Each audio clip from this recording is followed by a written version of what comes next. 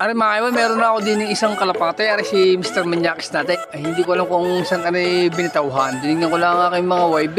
Ay, naandin nila re. Time check, ay saktong alas 8 mga kaibon. Ayan na, dumating pang isa. O si 3-way mga kaibon, dumating na rin. Hindi ko lang alam kung saan ari binitauhan. Okay, alright. Ipad pa talaga. Pa isa si Slatey. Ay, ano lang to, dito lang, malapit lang pagkabitaw nito mga kaibon.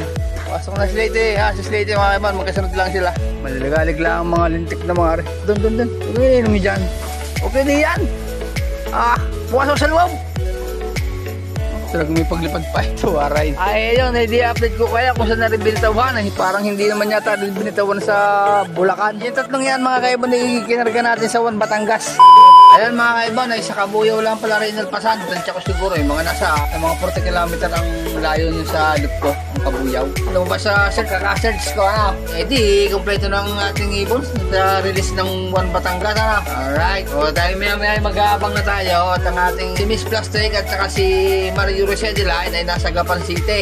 Inalpasan ng Kalapate ng 6:30 AM. Layo ng Gapan sa loop ko ay mga nasa 145 km. Time check, 8:23 mga kaibon. Last lap ng sprint race ni Miss Plastic natin. Pero hindi ko alam kung pakilan siya Pero malamang na malayo na tayo mga kaibon. Kuha ng mispeed si Miss Plastic natin ng 800. Alright, pero hindi na ako maasa na mananalo siya sa sprint race. Mispeed siya ng 800 First lap speed niya 900. Second lap nasa 1K. Third lap 800. Kuha ng ismas nga yun Yun nga napansin ko kay Miss Plastic pagka medyo ismas, mabagal siya. Mamaya na lang ulit mga kaibon. Meanwhile, mga kaibon si 600. Ay bahala siya din yun. Tingnan natin kung papasok. Galing ng Gapan mga kaibon. Time check niya. Yan, pumasok na. Alright. Okay, clock natin.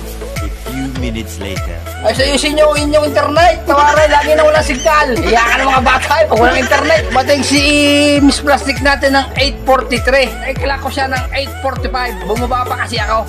Kaya naman ng yan. Ay, lagi nang walang signal. Tawaray. Pero, sayang ang 2 minuto. Pero ayos din. Malagay na kauwi. Akala ko tatambay. Ang walang iya. Buti dito mambay. Ay, nalap na ni Miss Plastic natin. Kaya naging speed niya. Pero ako, kung magiging pang ilan na rin sa sprint race. Ari naman mga kaiba ni manalo matalo, lagi nakapost. Wala tayong itatago din sa video natin. Hindi tayo katulad na sakala tayo magpo-post pagka tayo panalo. Hindi, lagi tayong updated sa post. Manalo matalo. Kung ano man ang marating na nating ibon, ay nakapost yan. Alright? Mamaya na lang ulit. At nandito pa natin si Mario Rosedeline. Time check, 8:50 na mga kaibon. A few minutes later. Dumating na rin si Mario Rosedeline. Mario Rosedeline, pasok na. Ayan, ating Mario Rosedeline. Ano mga kaibon, isa malamang na sa loob ng isang linggo ay itlog na rin. Kasi aray, lagi na nasa pugad. Pasok na, Mario Rosedeline. Huwag ka na makulit.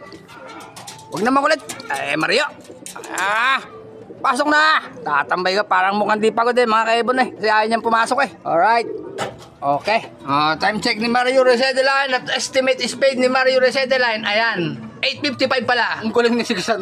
First na naman siya Pero hindi ko pa alam kung masisipa pa yun mga kaibon Yun sprint rate Batangas. Alright? Dapat laging ganon. Kahit ako nandin papasok ka. Huwag kang magliligalig. Layo lang nililipad mo Sana rin dalawa nating nilalarong are mga kaibon makarating ng derby. Tawarin. Tapos na yung ating abangan mga kaibon. Maganda naman pinakita ni Miss Plastic mga kaibon. Hindi siya naging pasaway ngayon. Sana dire-diretso na kanyang ginagawa. So dito ko na tatapusin ang aking video sa pag-abang mga kaibon. At ayun, all goods. Kompleto ang ating kinarga sa Juan Batangas Club at saka sa LFC Club. Dadalawa na ang ating kinakarga sa LFC Club. Alright?